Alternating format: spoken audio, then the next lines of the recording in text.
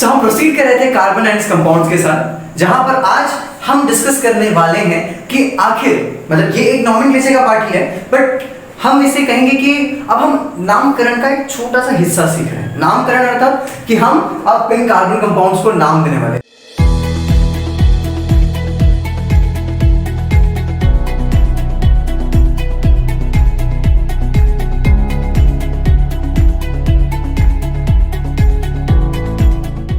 देखिए हम इतने बड़े हो गए कि हम कार्बन को भी नाम देंगे, ये अपॉर्चुनिटी हमें दी गई है। ये अपॉर्चुनिटी देने वाले जो है वो है IUPAC वाले, जानेंगे इनके बारे में भी जानेंगे, है ना, बहुत बड़ी इंस्टीट्यूट है। तो यहां पर हम डिस्कस करने वाले हैं कि आखिर अगर आपके पास एक कार्बन हो, दो कार्बन हो, तीन कार्बन हो, तो उन्हें नाम दिया कैसे जाता है। मतलब हम पूरा नाम नहीं जानेंगे आज, हम तो उनका आधा नाम जानेंगे। मतलब आधा नाम भी बहुत इंपॉर्टेंट है, क्योंकि आधे नाम से पता चलता है कि कितने कार्बन हैं। तो शुरू करते हैं, समझा देता हूं। यहां पर हमारे पास है कार्बन की चेन। अब आपने बोलोगे कि सर ये तो बहुत भयानक दिख रहा है, भयानक नहीं है, कार्बन की चेन है। तो यहां पर कार्बन जो है, यहां पर देख सकते हैं हम, यहां पर एक कार्बन है, दो कार्बन है ना, एक दो काउंटिंग आती है ना, एक दो, यहां पर तीन कार्बन है, यहां पे चार कार्बन है ना, उसके बाद 5 कार्बन है, 6 कार्बन है, 7 कार्बन, 8 कार्बन, 9 कार्बन, 10 कार्बन। अब आप लोग सोच रहे होंगे कि कार्बन मैंने से 10 ही क्यों बनाया। तो एक्चुअली 10 ही आपको पढ़ने हैं, मतलब कार्बन के 10 चेन्स रखिए, आपको सिलेबस में दिया है, उससे आगे नहीं है, उसके आगे है, लेकिन आपके जब आप 11th 12th में जाओगे तो जब तक जितना पोर्शन है उतना स्टडी करते हैं, है ना, बाकी आगे तो पढ़ना ही है। तो यहाँ पर कार्बन के हमारे पास 10 कार्बन की चेन्स है, ठीक है। तो यहाँ पर अब इनको नाम कैसे देते हैं, देखिए जैसे आप सभी का कुछ निकनेम होता है ना, हम सभी का निकनेम होता है घर पर, हमें कुछ मतलब प्यार से कुछ भी बुलाते हैं, तो वैसे ही इन्हें भी हम कुछ कहेंगे, मतलब कि आप ऐसे ऐसे नाम देंगे जिनसे आपको पता चलेगा कि हाँ, मतलब ये कहा आपने, मतलब कितने कार्बन है, एक कार्बन है, अच्छा आपने ये कहा मतलब 3 कार्बन हो सकते हैं, है ना, ऐसे। तो इनको हम ऐसे नाम देने वाले कि अगर एक कार्बन हुआ तो हम इनको क्या कहेंगे। तो अगर एक कार्बन होता है तो एक कार्बन को हम क्या कहते हैं, हम एक कार्बन को कहते हैं, इनका आधा नाम है, ठीक है। तो घबराना नहीं नाम सुन के, मिथ। क्या कहेंगे, मिथ। मतलब अगर आपको किसी भी कंपाउंड में मिथ दिख रहा है तो मिथ का मतलब हो सकता है कि वहां पर एक कार्बन है। तो वैसे ही दो कार्बन के हम कहते हैं इथ, मिथ, इथ, है ना। 3 कार्बन हुए तो हम उनको कहते हैं प्रो, मिथ, इथ, प्रो। 4 कार्बन के लिए ब्यूट, बट नहीं, ब्यूट। 5 कार्बन पेंट, जैसे पेंटागन है ना, वैसे पेंट। यहां पर 1 2 3 4 5 6 कार्बन है, हम इनको कहेंगे हेक्स, है ना, हम हेक्सागन, वैसे हेक्स। 7 कार्बन के लिए ये नया है, हेप्ट। क्या कहेंगे, हेप्ट। 8 कार्बन है तो ऑक्ट, जैसे अक्टूबर है ना, 8th मंथ है वो हमारा, ठीक है, तो उसे हम क्या कहते हैं, ऑक्ट, ठीक है। यहाँ पर 9 कार्बन है तो हम इसे कहेंगे नॉन, ठीक है, हम इसे नॉन कहेंगे। 10 इनको हम क्या कहेंगे, डेक, ये तो सबको पता होगा, डेक, ठीक है। 10 कार्बन है तो हम उन्हें डेक कहेंगे। ये इनके आधे नाम है, ये इनके आधे नाम है। और इन्हीं के आगे अब हमने स्टडी किया था लास्ट टाइम किस बारे में, अल्केन्स एंड अल्काइंस के बारे में, जिसमें हमें पता चला था कि सिंगल बॉन्ड हुए तो अल्केन होते हैं, डबल बॉन्ड हुए तो अल्कीन होते हैं, और ट्रिपल बॉन्ड हुए तो अल्काइन होते हैं। तो अब हम, ये तो उनके आधे नाम है, बट हमने क्या कहा था, कार्बन के कंपाउंड्स सिंगल बॉन्डेड भी हो सकते हैं, डबल बॉन्डेड भी हो सकते हैं, ट्रिपल बॉन्डेड भी हो सकते हैं। तो यहाँ पर अब हमने बात की सिर्फ उनके आधे नाम की, जिससे हमें पता चला नंबर ऑफ कार्बन कितने हैं। लेकिन डबल बॉन्ड है, ट्रिपल बॉन्ड है, कैसे पता चलेगा, उनके उस आधे नाम से। मतलब जो हमने स्टडी किया एन,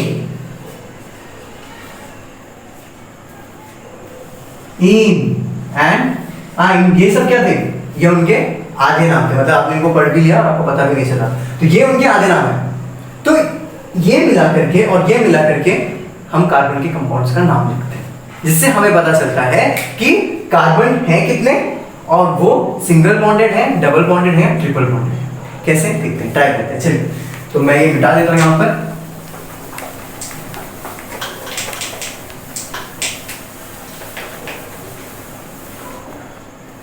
अब मान लीजिए आपको कहा है कि आपके पास सिर्फ एक कार्बन है, कहा गया है कि आपके पास सिर्फ एक कार्बन है, तो उसका नाम लिखिए। तो अब एक कार्बन है तो नॉर्मली वो सिंगल बॉन्डेड ही होगा, लेकिन डबल बॉन्डेड कैसे हो सकता है? कार्बन कार्बन थोड़ी, ऐसे एक ही कार्बन है। तो यहाँ पर हमारे पास एक कार्बन है। अब एक कार्बन में मैंने तो आपको सिर्फ कार्बन बना करके दिखाया है ना, मैंने उसमें हाइड्रोजन नहीं बनाना था, बट हाइड्रोजन आपको बनाना पड़ेगा। कैसे? एक कार्बन है, एक कार्बन में कितने हाइड्रोजन आ सकते हैं? 1 2 3 4, है ना? कितने?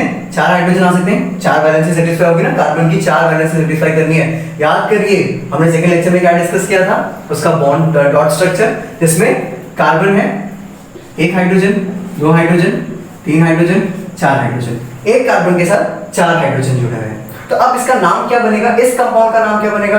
खुद नाम दीजिए, क्या है? एक कार्बन, क्या लिखेंगे? मिथ। और अब ये डबल बॉन्ड ट्रिपल बॉन्ड तो कुछ नहीं है, तो भाई सिंगल बॉन्डेड है ना, हाइड्रोजन से सिंगल बॉन्डेड है, तो हम इसको क्या लिख देंगे? मिथ प्लस ए, क्या हो गया? मीथेन। इस कंपाउंड का नाम क्या है? मीथेन। Simple, correct. चलिए दूसरे के लिए देखते हैं। अब मान लीजिए आपके पास कार्बन में दिया गया है कि कार्बन और कार्बन के बीच में है ना, 2 सिंगल बॉन्डेड कार्बन है। ठीक है, हम सिंगल बॉन्डेड कर रहे हैं, पहले अल्केन्स के बारे में करेंगे, फिर आगे तक जाएंगे। तो यहाँ पर हमारे पास 2 कार्बन है, अब इनमें हाइड्रोजन पुट करिए। तो यहाँ पर अगर देखा जाए तो यहाँ पर इस कार्बन की कितनी वैलेंसी नॉन सेटिस्फाइड है? 3, इसे 3 वैलेंसी की जरूरत है ना, 3 इलेक्ट्रॉन्स की जरूरत है। यहाँ पर भी उस कार्बन को 3 हाइड्रोजन की जरूरत है। तो यहाँ पर 1 2 3 4 अच्छे, ठीक है, हमने भर दिया। अब इनमें हाइड्रोजन लगा दीजिए, 1 2 3 4 5 6, 2 कार्बन, हाइड्रोजन कितने काउंट करिए? 6, करेक्ट। तो यहां पर इसका नाम लिखते हैं पहले, ठीक है, इसका फॉर्मूला बाद में देखते हैं, नाम पहले देखते हैं। तो नाम के लिए 2 कार्बन है, मैंने क्या कहा था, जब 2 कार्बन हो तो हम उन्हें क्या कहते हैं? एथ। उन्हें क्या कहेंगे? एथ। और ये क्या है? Carbon carbon single bonded, single bonded मतलब एन, तो क्या आ जाएगा? एन, इथेन। Simple, correct. अब इनका फॉर्मूला देखिए, हमने अल्केन्स के जनरल फॉर्मूला की बात की थी। तो यहां पर अगर हम देखें तो नंबर ऑफ कार्बन कितने हैं? 2, तो n = 2 हो जाता है। अगर n = 2 है तो यहां पर जनरल फॉर्मूला क्या बनेगा? C2 रखिए, करेक्ट, H, और यहां पर 2n2, ठीक है, +2। अब क्या बनेगा फॉर्मूला? C2H6। क्या ये वही है ना? ये वही है। अरे जादू, तो ये क्या लिखा? हमें इस फॉर्मूला से सटीक पता चल जाता है कि हमारे पास अगर 2 कार्बन है तो हमारे पास हाइड्रोजन कितने होंगे, और हम जल्दी से ड्रॉ कर सकते हैं, ठीक है। इसलिए इन्हें जनरल फॉर्मूला कहते हैं। तो ये इंपॉर्टेंट है ना, इसका जनरल फॉर्मूला। आप हमेशा इसे मतलब जब भी हम बड़े बड़े कंपाउंड्स बनाते हैं तो हम ऐसे बार बार ड्रॉ करते नहीं बैठेंगे, हम लिख देते हैं एकदम C2H6, ठीक है। तो क्या हुआ, ये देखा 2 कार्बन है तो यहाँ पर हमारे पास हाइड्रोजन कितने हो गए? 6 हो गए। ये हो गए अल्केन्स के लिए। अब हम बात कर लेते हैं अल्कीन के बारे में, है ना, डबल बॉन्ड। सबके एग्जाम्पल देख लेते हैं, ठीक है। ये मैं मिटा देता हूँ। अब मुझे थोड़ा थोड़ा भरोसा हो रहा है कि चाहे कितने भी कार्बन चेन क्यों ना हो जाए, लेकिन आप उन्हें बना सकते हैं, है ना। तो अब हमने 2 कार्बन के बारे में डिस्कस किया अल्केन में, अब हम अल्कीन्स के बारे में लेते हैं ना, EN। अल्कीन्स के बारे में डिस्कस करें। अल्कीन मतलब कार्बन कार्बन डबल बॉन्ड। तो मान लीजिए पहली बात तो एक कार्बन से तो बनेगा नहीं, तो ये स्टार्ट होता है हमेशा 2 कार्बन से। तो अगर 2 कार्बन के बीच में डबल बॉन्ड है, 2 कार्बन है, 2 कार्बन के बीच में डबल बॉन्ड है, इसमें हाइड्रोजन फिल करते हैं, ठीक है। अब ध्यान से देखने वाली बात ये है कि यहाँ पर कार्बन कितने हैं? 2। यहाँ पर उनकी वैलेंसी कितनी है? पहली बात अलग थी, यहाँ पर कार्बन की वैलेंसी कितनी है? यहाँ पर उसकी 2 वैलेंसी सेटिस्फाई हो गई, मतलब अब उसे सिर्फ 2 वैलेंसी की जरूरत है, 2 इलेक्ट्रॉन्स की जरूरत है ना। तो यहाँ पर हम 2 हाइड्रोजन बना करेंगे, है ना, दोनों में, और हाइड्रोजन पुट करेंगे। हमने बना दिया ये क्या है? इनका नाम लिखते हैं। कैसे? 2 कार्बन, करेक्ट। 2 कार्बन के लिए क्या लिखते हैं? एथ। हम 2 कार्बन के लिए क्या लिखेंगे? एथ लिखेंगे। और 2 कार्बन के लिए एथ लिखने के बाद अब हम याद करिए हमने क्या कहा था कि जब भी डबल बॉन्ड होता है हमने क्या कहते हैं, इन। यहाँ पे बस इन लिख दीजिए। आपका ये कंपाउंड कौन सा है, ईथीन। कौन सा कंपाउंड है यहाँ पे, ये ईथीन। अब इसके जनरल फॉर्मूला की बात करते हैं, इसके जनरल फॉर्मूला की बात करते हैं। तो जनरल फॉर्मूला कैसे है, CnH2n।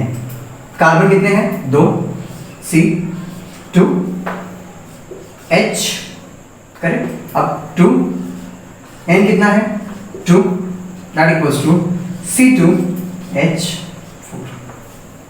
क्या यहाँ पर H4 है, सिंपल, करेक्ट। तो ये जनरल फॉर्मूला से हमें पता चल गया कि यहाँ पर कितने हाइड्रोजन होंगे, तो कार्बन के लिए कितने हाइड्रोजन होंगे अगर वो ईन है, तो ईन मतलब डबल बॉन्ड, करेक्ट। चलिए ट्रिपल बॉन्ड के लिए देखते हैं। ऐसे आप चाहे तो पूरी लिस्ट बना सकते हैं कंपाउंड्स की, और आप सभी का ये होमवर्क भी है कि ट्राई करिए लिस्ट बनाने का, और भी कार्बन के साथ, मतलब डेक तक बना लीजिए, फिर तो आप मास्टर हो गए इसमें, ठीक है। चलिए ईन की बात करते हैं।